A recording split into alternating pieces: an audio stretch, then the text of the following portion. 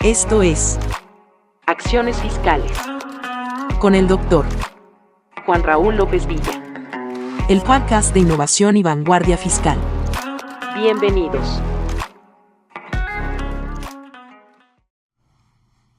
¿Qué tal? ¿Cómo están? Muy buenas tardes. Es un placer estar con ustedes nuevamente. Gracias por escucharme. El día de hoy vamos a hablar de un tema verdaderamente complejo, un tema que implica, desde una perspectiva histórica, un parteaguas en la historia de nuestro país. Nuestro país se encuentra en una circunstancia política, social, histórica y, por qué no decirlo, legislativa, verdaderamente crítica. Estamos en un escenario en donde quedan solamente los resquicios de lo que fue una república. Se ha ido desmantelando esta poco a poco a través de argumentaciones, de discursos fatuos, vacíos, que implican, en pocas palabras, el desmantelamiento y la desaparición de instituciones que a lo largo de muchos años México había logrado. Con ello, a través de distintos tipos de argumentos, se ha pretendido utilizar este mismo engaño que se utiliza en Latinoamérica y que en algún momento también se llevó a cabo en el siglo pasado en Europa, a través del populismo, con esta referencia de que pues todo es por el beneficio del pueblo, el pueblo es bueno, o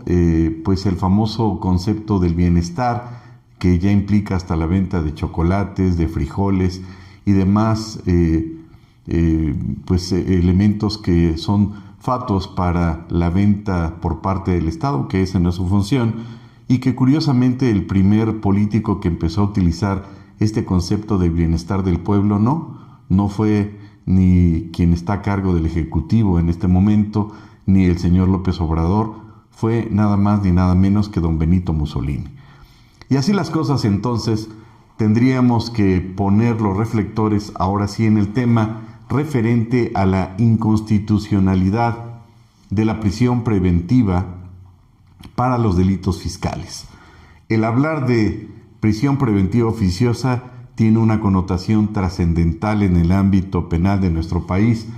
más aún si recordamos que precisamente el 31 de diciembre de 2024 se publicó en el Diario Oficial de la Federación pues una de las más recientes reformas, mediante las cuales finalmente pues la autoridad legislativa tomó a bien incluir dentro de los delitos fiscales que ameritan la prisión preventiva oficiosa, pues dos delitos: el delito de contrabando y un delito que en primera instancia pues no lo habíamos ubicado dentro del Código Fiscal de la Federación y pues habíamos referido y señalado reiteradamente pues en este programa pues que no se encontraba dentro del 69, dentro del 113 bis, y nos referimos a la compra de facturas. A lo largo de la evolución que ha tenido este artículo 19 a lo largo de la historia de nuestro país, hemos visto que ha tenido una evolución interesante. La primera respecto de este tema podríamos señalar que fue el día 18 de junio de 2008, en donde pues esta reforma se abocó esencialmente al tema del sistema de justicia penal que implica o que introdujo el modelo acusatorio oral en nuestro país, y con ello implicó la modificación de varios artículos constitucionales. Dentro de ellos se encuentra, por supuesto, el artículo 19 constitucional. Y en este sentido, al respecto, esta reforma pretendía modernizar este sistema penal con la finalidad de dar una mayor garantía y transparencia respecto de los derechos humanos. Así entonces, el artículo 19 establece por primera vez la prisión preventiva oficiosa para una serie de delitos considerados como graves, como lo son delincuencia organizada, homicidio doloso, violación, secuestro, trata de personas, delitos cometidos con medios violentos, con armas y explosivos, delitos graves contra la seguridad de la nación, el libre desarrollo de la personalidad y la salud. Y con ello pues vemos que ya a partir de esta fecha pues se empieza a constitucionalizar, por llamarlo de alguna manera, este concepto de la prisión preventiva oficiosa que la autoridad en aquel momento consideró como una herramienta jurídica en teoría para combatir la delincuencia grave, y esto evidentemente a nivel internacional generó una serie de inconvenientes, de críticas, de señalamientos, particularmente de la Corte Interamericana de Derechos Humanos y de la Comisión Interamericana de Derechos Humanos, que muy atinadamente en su momento pues criticó que estas medidas implicaban una prisión anticipada sobre el indiciado. Cabe señalar que en nuestro país, pues en 2011 se incorporan los derechos humanos en nuestro país, se constitucionalizan los derechos humanos y se vuelven los derechos fundamentales ya en la Carta Magna. Y esta reforma pues se da en 2011, una reforma histórica, trascendental, que quizá podríamos decir que qué vergüenza nos da a nosotros como gobernados el hecho de que esta reforma no fue implementada de motu propio por el Estado mexicano, sino fue una imposición de la Corte Interamericana de Derechos Humanos, pues por un juicio en donde se obliga al Estado mexicano a incorporar los derechos humanos. Y así, esta reforma de 2011, pues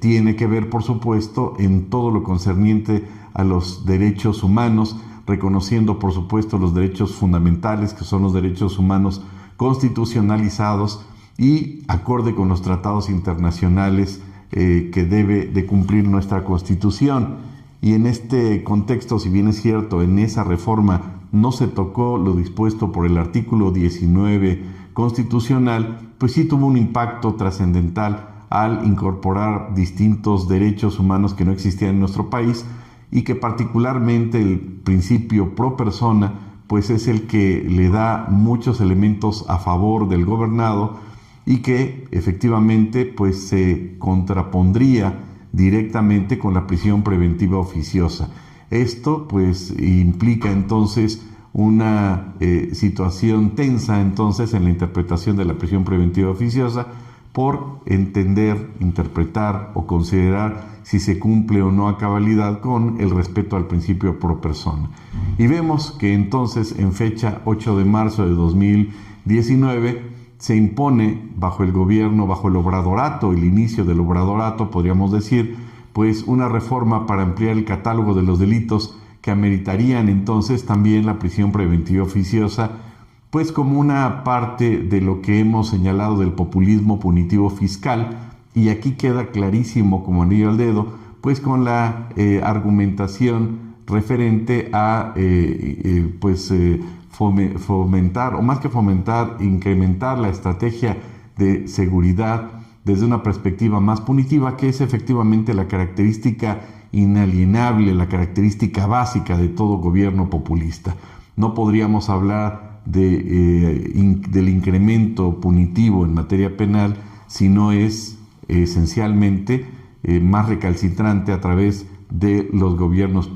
populistas. Así entonces, ya para 2019, 8 de marzo de 2019, se añaden diversos delitos dentro del catálogo de la prisión preventiva oficiosa y encontramos el abuso o violencia sexual contra menores, desaparición forzada de personas y desaparición cometida por particulares, uso de programas sociales con fines electorales, que qué lástima que esto sea letra muerta para la Constitución, lo vemos a diario y nadie hace nada, pero bueno, corrupción, enriquecimiento ilícito, ejercicio abusivo del poder, robo de hidrocarburos, robo de transporte de carga, robo de casa habitación, feminicidio, porte de armas de fuego de uso exclusivo del ejército. Y esta reforma significativa, diríamos que la primera del obradorato, cuando entra el reinado del obradorismo, pues implica que este número de delitos que implican la prisión preventiva oficiosa, pues genera también esta crítica directa de la Corte Interamericana, como ya lo habíamos señalado, en el sentido de que también se considera que se violente el principio de presunción de inocencia y el derecho a la libertad personal. Esto profundiza, por supuesto, más la atención en cuanto a la interpretación y aplicación de esta famosa prisión preventiva oficiosa. Y es así como llegamos al 31 de diciembre del año pasado, como comenzamos esta plática y vemos que precisamente todavía dentro del obradorato, pues hablamos de 30 de diciembre de 2024, sí, aunque es otro ejecutivo, pues sigue la tendencia comunistoide de López Obrador, y en este contexto se reforma el artículo 19, pues con la argumentación de incrementar o de fortalecer pues estas medidas en teoría para atacar de manera directa el tema del fentanilo y de las sustancias, distintas sustancias tóxicas. Y así vemos que efectivamente se incorporan nuevos delitos para aplicar la prisión preventiva oficiosa, particularmente aquellos relacionados con la producción y distribución de sustancias tóxicas o sus precursores, bajo un enfoque de combate directo al fentanilo. Se añade una cláusula que prohíbe de manera expresa cualquier interpretación judicial que pretenda modificar los términos de la reforma, limitando la capacidad de los jueces para interpretar la norma en favor de los derechos del imputado. Esto fue Acciones Fiscales. Síguenos en nuestras redes sociales. Hasta la próxima.